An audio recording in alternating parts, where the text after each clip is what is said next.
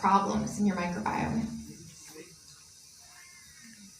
Well, unfortunately for us, in this modern day and age, a lot of our behaviors lead to a bad microbiome.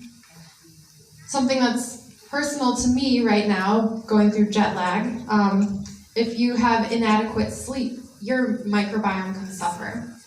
You know, we all have a circadian rhythm. Your microbiome also has a circadian rhythm. So if you're not getting enough sleep, your gut bacteria are grumpy, like how you would be grumpy. Poor diet.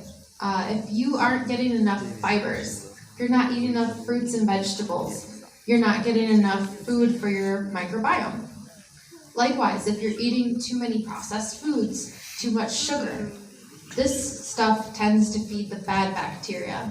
So when your diet suffers, your microbiome suffers as well. Antimicrobial products. We're seeing more and more the use of hand sanitizers, even antibiotics. And while these things can be really useful, they're making the overall environment much more sanitary.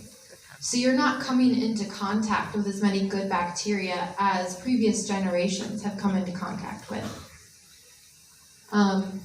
Alcohol, smoking, we know these things aren't good for us.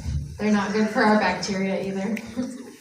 And occasional stress. I know stress is a daily part of life. However, I think we forget that stress is really a chemical response. And this is something that can influence you physically and influences your gut bacteria as well.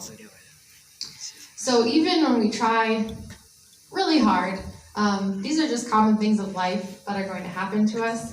And we want to know, hey, what can we do to help protect your gut and to help bring that balance back into your microbiome?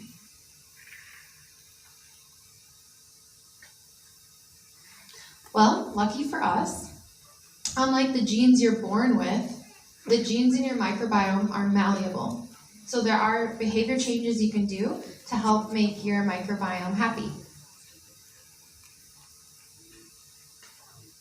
So a lot of this is following a healthy lifestyle.